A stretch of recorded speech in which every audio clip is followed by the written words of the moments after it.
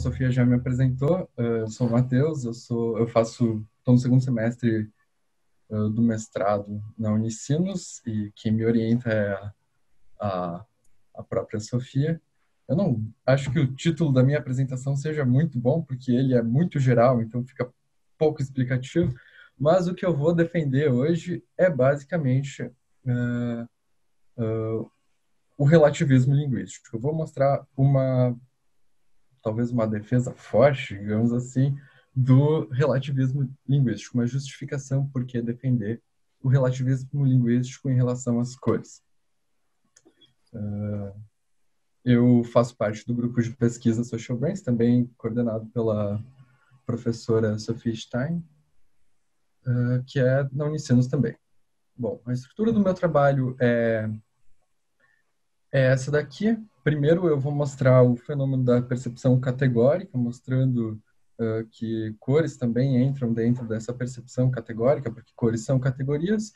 O processamento, como o cérebro processa cores, como funcionam os mecanismos fisiológicos para o processamento desse estímulo. E o exemplo de duas línguas, no caso o português a nossa, que a gente tem muita familiaridade, né? E o berimo, que é uma língua falada na Namíbia, se eu não me engano, para depois passar para a justificação de por que a gente deveria assumir a posição do relativismo linguístico através de uma alternativa do cérebro bayesiano. Bom, dizer que a nossa percepção categórica é categórica quer dizer que há um fenômeno que acontece que a nossa percepção ela distingue as coisas e a gente consegue agrupar como semelhante certos estímulos e agrupar como distintos outros estímulos. É por esse motivo, então, que a gente chama todas as sacolas de sacolas e, embora não tenha um essencialismo, a gente consiga dizer, sim, isso é uma sacola, isso também é uma sacola, isso aqui não é uma sacola. Também funciona para as nossas vogais do português. Por exemplo, A, E, I, O, U. São 5 categorias distintas e a gente não fala que A, E, I ou que O, I, E são a mesma categoria. Elas são todas divididas seguindo a lei do terceiro excluído. Uma não pertence ao grupo da outra. As cores também, então, como eu falei antes, entrariam nessa percepção categórica. A gente não chama azul de amarelo porque a gente diz que tons de azul não são semelhantes com tons de amarelo. Sei lá, usar um exemplo aqui, sei lá, preto e laranja a gente não diria que eles são semelhantes. Então, ocasionando que o agrupamento desses estímulos seja distinto. Só que um grande porém disso, uma implicação disso seria: tudo bem, a gente conhece línguas muito semelhantes à nossa, né, o português, o inglês, a gente consegue assim, sim, tudo bem, blue e azul é a mesma coisa, yellow e amarelo é o mesmo grupo. A gente só está usando uma língua diferente para nomear o mesmo estímulo. Mas o que acontece é que várias línguas no mundo não nomeiam as cores da mesma forma que a gente nomeia, com 11 cores.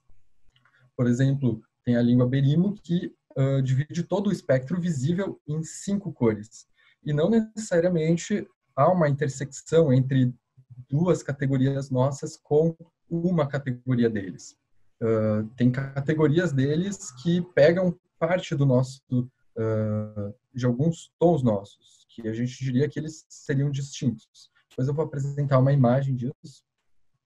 Mas também tem línguas que têm mais categorias de cores, como, por exemplo, russo, que no artigo do Mayer e da Raman, eles mostram que essa diferente percepção categórica, por eles dividirem o azul em dois, no caso, azul escuro e azul claro, e não sendo a mesma Para eles são duas cores diferentes e não dois tons diferentes, como é para nós, porque a gente consegue dizer que azul claro e azul escuro são diferentes, só que que continuam sendo azuis. Eles fizeram um teste nesse artigo de 2018 mostrando que a rating time e a discriminação de cores de dois estímulos que pertencem a categorias diferentes, como, por exemplo, Goluboy e Cine, que são do russo, o azul claro e o azul escuro, eles conseguem distinguir mais rápido do que nós por ter justamente duas categorias diferentes.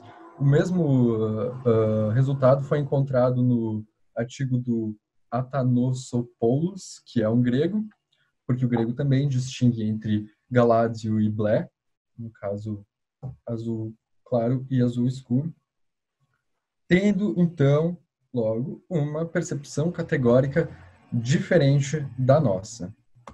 Bom, agora depois eu retomo isso para entender um pouco do processamento de cores.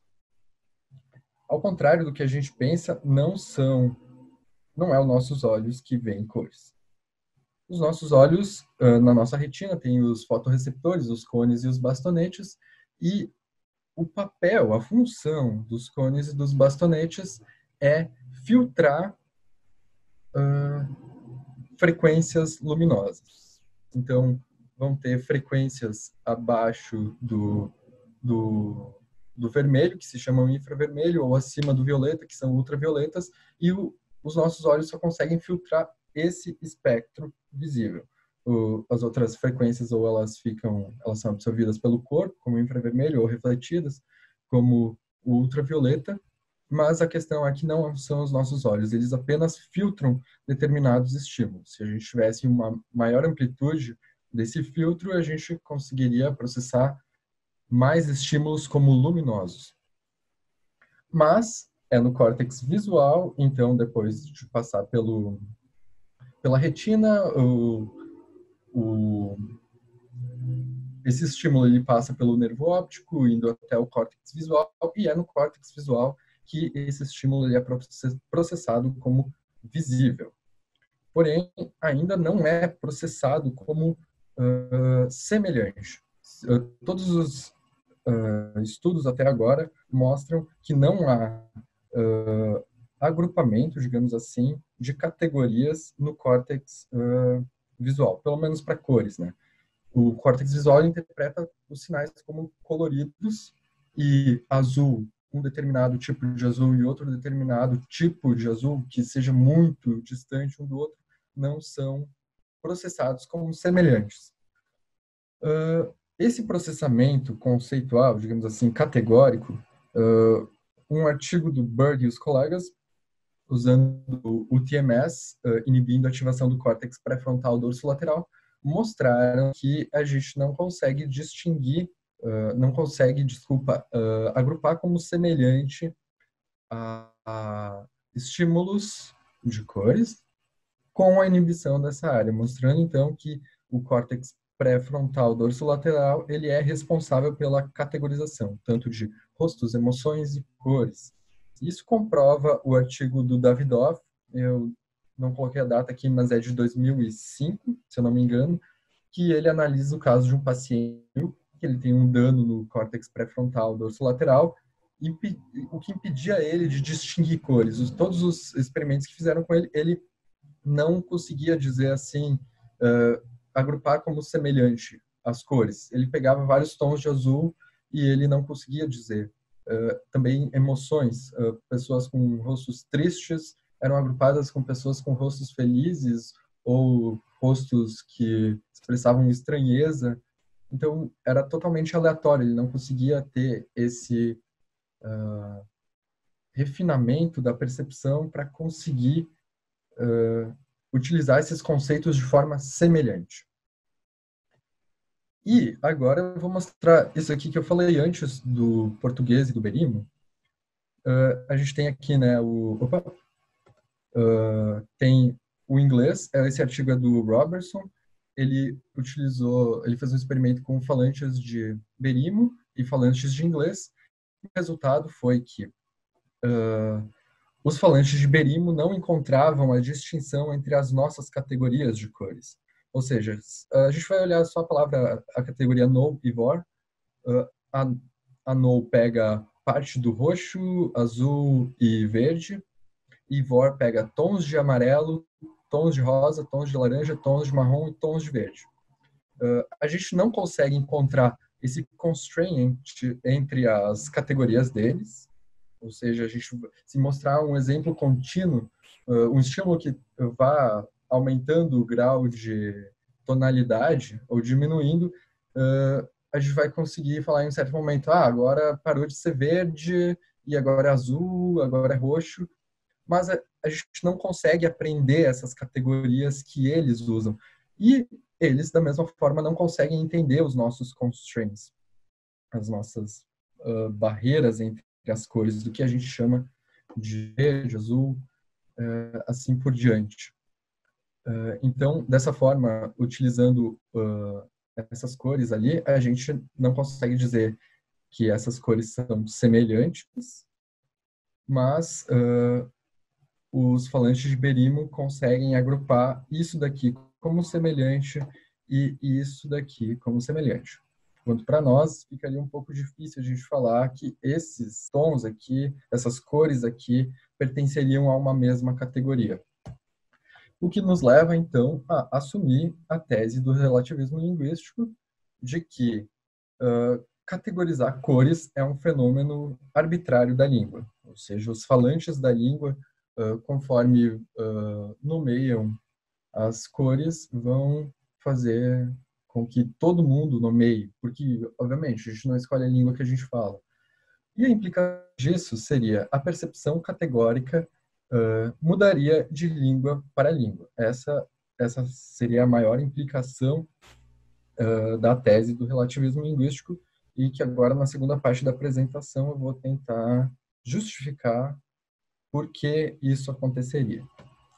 Bom, a gente pode começar, então, com apresentando, né, a teoria bayesiana de que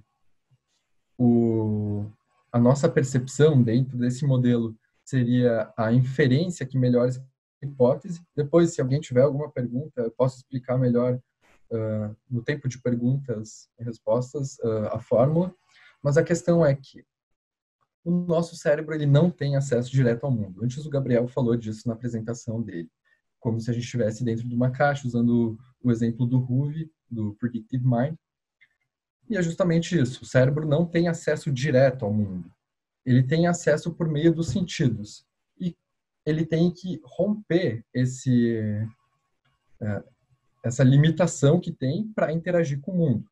Então, ele cria um modelo representacional de hipóteses para essas hipóteses conseguirem predizer bem os estímulos que provêm dos sentidos, para ter uma melhor interação com o mundo, uma melhor ação, uma melhor percepção. Tudo isso influencia no organismo para que ele consiga se manter vivo por mais tempo. Então, a gente pensa, né? Não temos acesso direto ao mundo. A única forma que a gente tem de romper esse problema, de resolver o problema, é criando hipóteses, e as hipóteses que tiverem maior peso vão ser a nossa percepção. O resultado é a nossa percepção. Isso é conhecido, então, o problema da percepção como o problema também da abdução. Porque a gente tem o efeito, por exemplo, se a gente está dentro da caixa, escuta uma batida de fora, a gente tem um efeito. A gente não sabe a causa. A gente tem que inferir a causa. Esse é o problema da percepção, o problema da abdução. A gente tem o efeito, e um efeito pode ter múltiplas causas. E a tarefa da percepção justamente é otimizar essas hipóteses futuras para que a gente perceba melhor o mundo, apesar do grau de incerteza dos estímulos. Porque, querendo ou não, os estímulos que chegam a nós, eles têm um alto grau de incerteza, mas é o nosso processamento cognitivo que faz com que a gente perceba eles de uma forma mais precisa. Então, o conjunto dessas hipóteses que o cérebro cria é chamado de modelo generativo, e a gente vai ver, então, o que o nosso modelo generativo formular. Esses priors que a gente vai ter, esses conhecimentos passados, eles vão influenciar a nossa percepção. Isso, no caso, é chamado de penetrabilidade top-down, quando a cognição ela tem um papel importante moldando a nossa percepção, questão de saliência e de atenção também influenciando a atenção, o que alteraria a nossa percepção. E, por exemplo, para entender bem como que a penetrabilidade top-down funciona, eu trouxe esse exemplo de estudo do Levin e do Banage, em que um rosto era usado como referência e o outro eles tinham que ajustar o brilho. E faces com características negras, por exemplo, face com características negras era a referência, e os participantes tinham que ajustar a face de características brancas, de pessoa branca, embora tivesse no mesmo grau de luminosidade, as pessoas tendiam, quando o rosto negro era a referência, deixar mais escuro o rosto branco, e o contrário também acontecia. Quando o rosto branco era a referência, as pessoas tendiam a deixar mais claro o rosto negro, justamente porque essas expectativas que o cérebro cria, essas predições, elas são enraizadas, digamos assim, no nosso cérebro de uma forma que ela é muito tendenciosa. A gente não consegue mais mudar isso. A gente percebe o que o nosso modelo generativo já tem elencado como, digamos assim, mais provável dentro desse sistema. Então, esse grau de incerteza que era escala de cinza ocasiona uma diferente percepção por conta das características que o estímulo tem. Bom, então o nosso cérebro ele precisa romper esse problema, né? Ele tenta fazer essas predições futuras, voltando.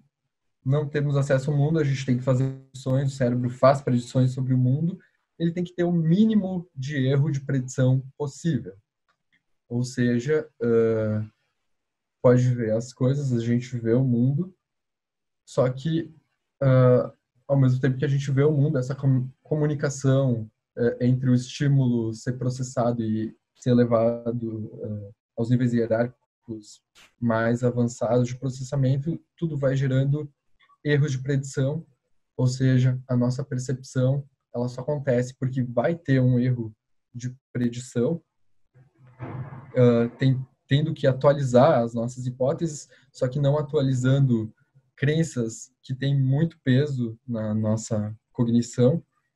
E quando acontece algo que, digamos, está muito longe do nosso modelo generativo, como, por exemplo, ilusões de ótica, em que a gente se depara que é uma ilusão de ótica, é o que a gente chama de surpresa, que seria o erro de predição. A gente tem a predição, a gente tenta minimizar o erro de predição, só que as nossas crenças, elas são enraizadas, a gente percebe o que os priors modulam, e não o que a gente, apesar de saber que é uma ilusão, a gente vê.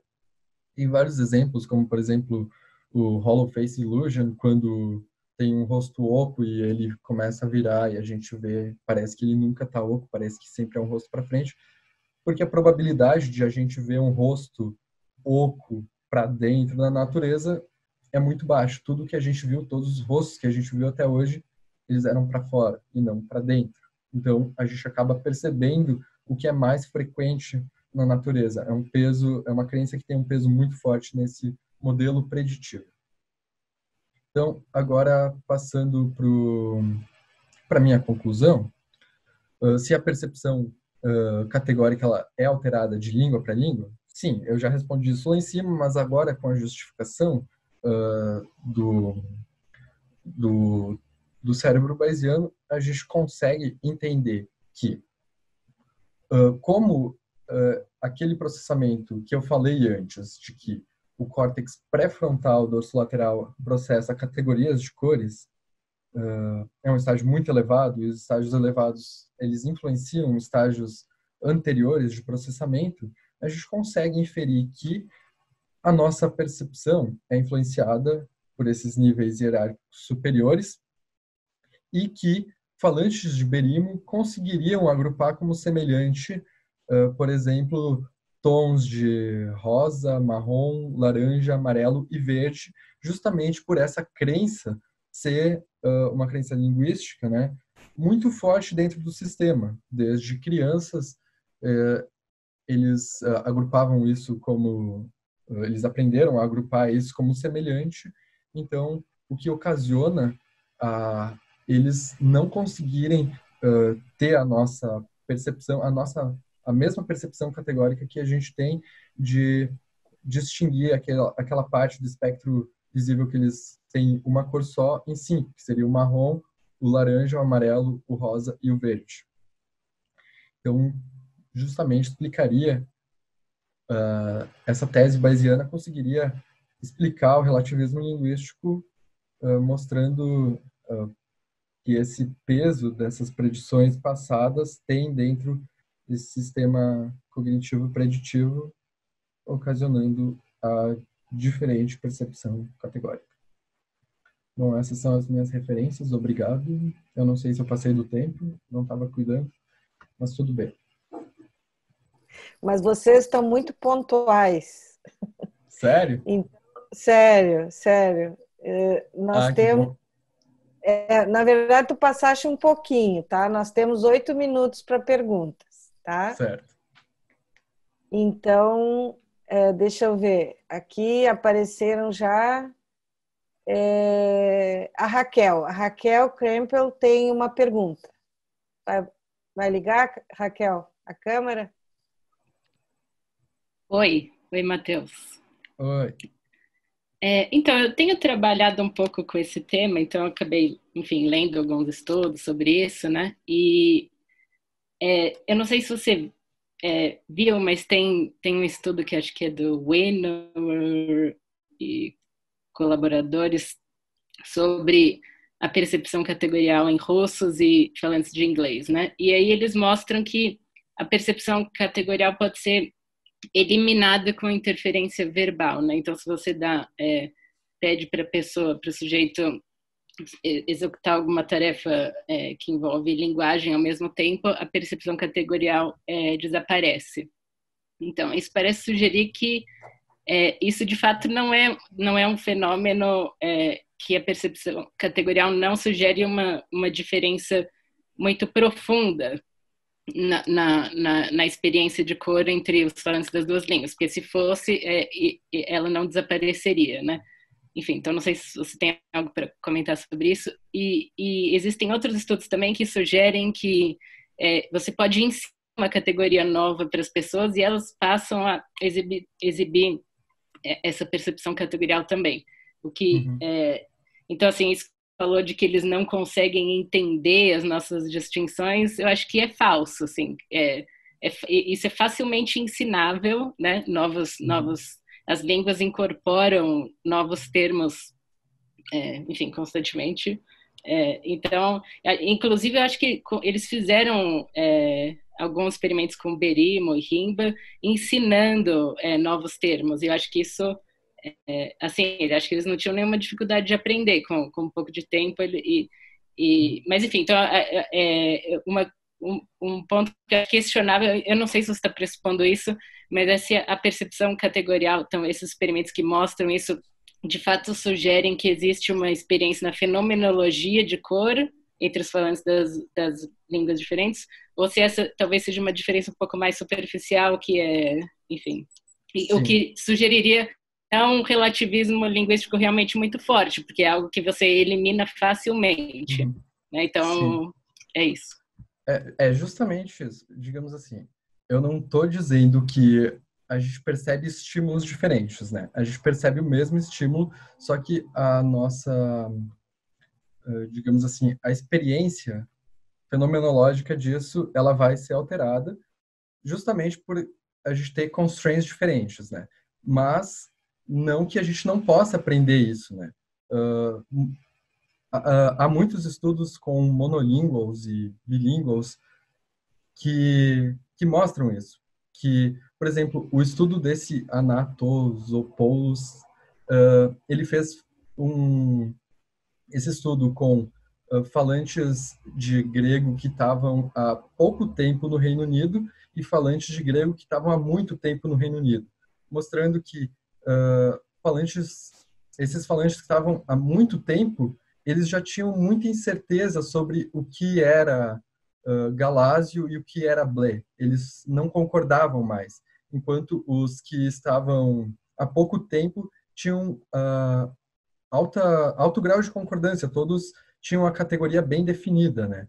E eu li esse estudo sobre os rimbas que eles vêm ensinando, que também é do Robertson e do Davidoff, que, sim, realmente, mas isso não elimina a tese do relativismo linguístico justamente porque eles estão ensinando uma nova língua, ocasionando uma diferença, você conseguir aprender. Justamente a cognição ela tem um papel muito forte na nossa percepção, porque, digamos que ela abre um leque diferente para a percepção, né? Se a gente não tem os conceitos, a gente agrupa como semelhante, mas se a gente tem mais conceitos, a gente consegue agrupar eles como distintos. Embora, claro, né, demore um tempo para fazer. E esse estudo que você citou, de que novas categorias foram ensinadas, não sei se é o mesmo, mas é um estudo do Witzel, que é de enriquecimento semântico, em que eles ensinam novas categorias para falantes de alemão e há uma facilitação semântica. Eles conseguiram gravar eles analisaram o ERP, né, com EEG e o estímulo que eles têm conhecimento, digamos, eles mostraram coisas que não existem, digamos, aparelhos que não existem com nomes de 8 letras que também não existiam. E depois de aprender isso, que se chama enriquecimento semântico, eles tinham um processamento semântico facilitado, no caso, um N400 atenuado. Então, Tá. então seria justamente a gente consegue, por causa disso, assumir justamente o que você disse, um relativismo linguístico fraco, não forte, de que a gente estaria vendo coisas diferentes só por causa da língua que a gente fala. Mateus, nós temos 3 questões, só que eu acho que só vai dar para tu responderes uma e eu peço que na verdade, o Fabian escreveu, então eu peço que tu depois respondas, né? E o Ricardo vai ter que escrever também. Mas o Carlos ainda poderia formular rapidamente e tu responderes também de forma breve, né? O Carlos está aí? Carlos Henrique Pars? Aqui me ouvem? Posso falar? Oi? Posso falar? Sim. Ok. Sim. A pergunta, eu queria fazer uma pergunta rápida, é só sobre um esclarecimento do cenário em que a tua pesquisa se dá, né? As inferências de caráter preditivo, bayesiano ou não, elas podem se dar em outras frameworks computacionais e não só nesse formato específico, perseguido aí pelo Princeton, o Hall e o Clark. Acho que você não chegou a falar do Clark, mas enfim, que é um cara que também está nessa linha, né, e outros. Eu queria saber se você acha que você tem aqui, nessa relação que você fez entre cores e linguagem, você tem aqui uma razão que contribui para aceitar o processamento preditivo tal como concebido por esses autores, ou se você está apenas atuando no interior desse projeto, né? Você acha que haveria algum fenômeno aqui, alguma coisa que seria mais difícil de tratar fora dessa framework do processamento preditivo? Só para entender esse ponto. Justamente, eu uso essa análise preditiva justamente pelo problema, o grande problema que se tem de explicar um realismo direto, né? Então, com esse início, a gente não consegue explicar um realismo direto justamente porque há uma disparidade entre o estímulo e o processamento cognitivo, ocasionando a gente não ter uma percepção fidedigna 100% do mundo, leva a gente a inferir esse realismo indireto e analisar de uma forma probabilística como isso interage. Mas, claro, a gente poderia usar outras formas probabilísticas de explicar isso, mas eu uso justamente a análise bayesiana porque ela vem mostrando muitos resultados positivos, né? Tanto nos artigos do Andy Clark, quando ele fala do Dark Room Problem, ou do Hoovey, quando ele fala sobre learning rate, do que você consegue aprender e do que você não consegue aprender por causa das crenças que você já tem enraizada, e também do Freestone, que vem mostrando isso, na verdade, proponente, né, da teoria. Muito obrigada. Matheus, muito obrigada. Obrigada a quem perguntou. Eu só vou ler a resposta do Fabian para ficar aqui gravada, e aí depois você troca umas mensagens no chat, tá bom? Uhum. Então, muito obrigada, Matheus. Questão, eu estou lendo a dele. A distinção das cores segue distinções de compatibilidade e incompatibilidade lógica das cores na sua abordagem? É uma pergunta, né? Então, é isso. E depois você pode conversar com ele a respeito, tá bom? Certo. Muito obrigada aos que estão participando.